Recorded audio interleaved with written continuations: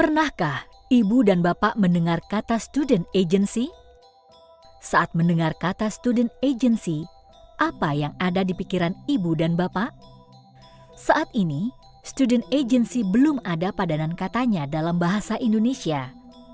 Maka untuk kepentingan modul ini, student agency diterjemahkan sebagai kepemimpinan murid yang dapat didefinisikan secara luas dan dalam berbagai perspektif.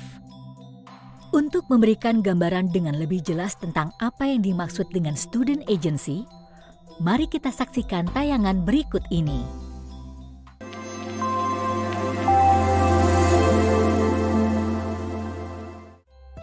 Murid sejatinya adalah seorang penjelajah, penyelidik, pengamat, dan juga penanya.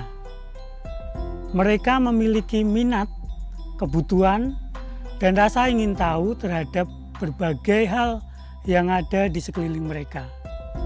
Mereka belajar dengan membangun atau mengkonstruksi pemahaman mereka sendiri melalui interaksi dengan orang lain di sekitar mereka dan juga dunia di sekeliling mereka.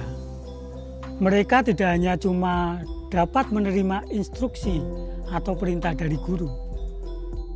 Sebaliknya, mereka sebenarnya memiliki kapasitas untuk belajar dan berdaya, untuk dapat berada di kursi kemudi proses pembelajaran mereka sendiri. Nah, saat murid merasa berdaya, murid merasa mampu mengambil kontrol terhadap proses belajarnya sendiri. Dan saat murid merasa bahwa ia mampu membuat perubahan baik untuk dirinya sendiri maupun lingkungan di sekitarnya, maka bisa kita katakan bahwa mereka memiliki agensi atau kepemimpinan.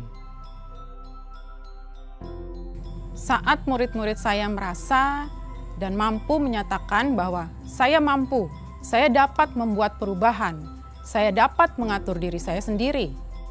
Saat murid saya mampu merasakan bahwa proses belajar ini adalah milik saya dan bukan milik guru saya, dan oleh karenanya saya memiliki tanggung jawab dalam proses belajar ini. Maka disitulah saya dapat mengatakan bahwa murid saya tersebut memiliki sikap kepemimpinan.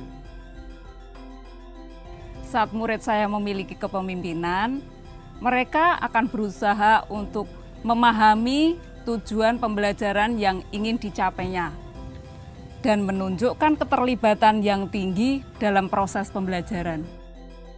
Mereka akan menunjukkan rasa ingin tahu, inisiatif, dan mampu membuat pilihan-pilihan tindakan yang bertanggung jawab.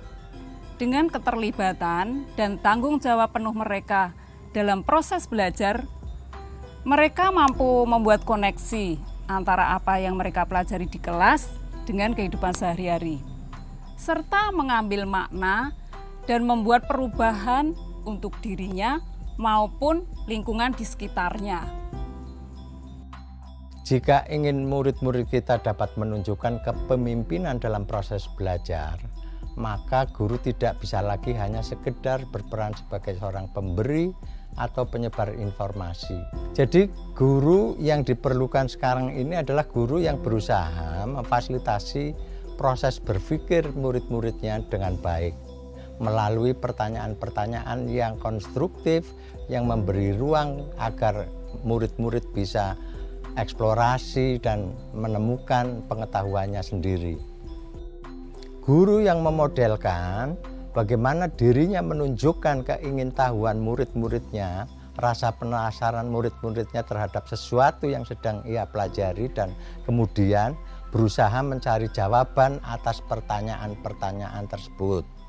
Jadi, untuk saat ini kelas-kelas kita harus berani berubah, harus menjadi tempat-tempat di mana pendapat, gagasan, serta saran murid harus didengar dan harus diperhatikan. Murid-murid harus diberikan atau harus memberikan pilihan-pilihan di mana ruang belajar untuk murid berkreasi, bereksplorasi, berbuat salah dan mengambil resiko harus terbuka lebar. di mana usaha-usaha sangat dihargai, di mana murid dan guru menjadi mitra yang saling belajar.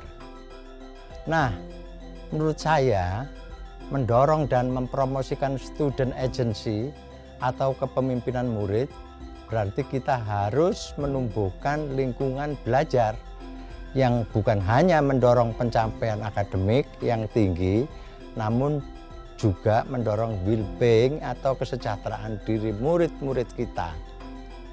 Kepemimpinan murid bukan sesuatu yang bisa kita ajarkan secara langsung atau berikan pada murid kita. Kepemimpinan murid adalah sesuatu yang harus kita tumbuhkan dan kita dorong dalam diri murid-murid kita. Kita dapat mendorong tumbuhnya kepemimpinan murid ini dengan memberikan ruang bagi pertama, suara murid.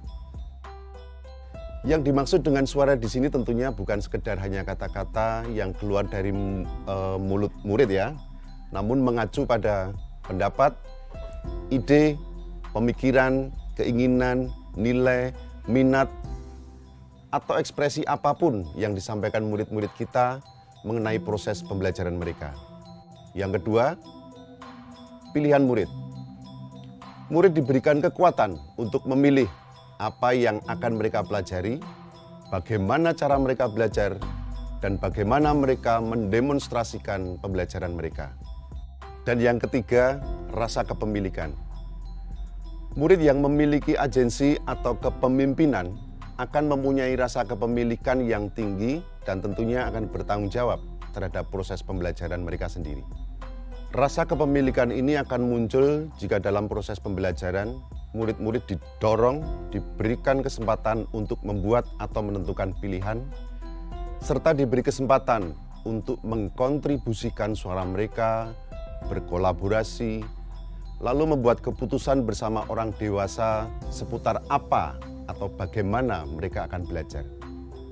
Melalui pilihan dan rasa kepemilikan ini, suara murid dapat kita wujudkan.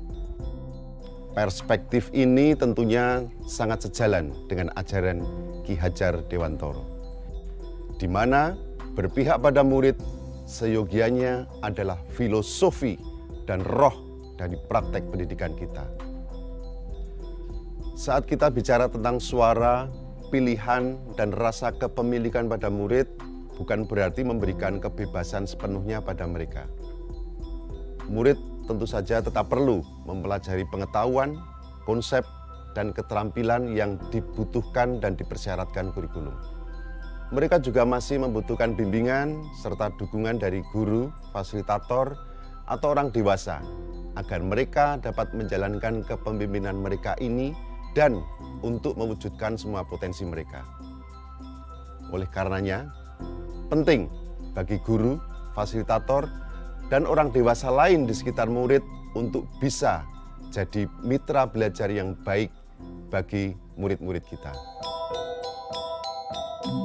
Jika kita ingin membangun manusia-manusia Indonesia yang merdeka, pembelajar-pembelajar sepanjang hayat yang memiliki kemampuan dan keinginan yang secara positif mempengaruhi kehidupan mereka dan dunia di sekitar mereka, maka kita perlu berupaya untuk mendorong munculnya student agency atau kepemimpinan murid dalam diri murid-murid kita. Ketika murid mampu menjadi pemimpin dalam pembelajaran mereka sendiri, maka secara alami mereka akan belajar tentang bagaimana belajar. Keterampilan belajar ini adalah sebuah keterampilan yang sangat penting, yang dapat dan akan mereka gunakan sepanjang hidup mereka. Salam dan bahagia, Ibu dan Bapak guru hebat.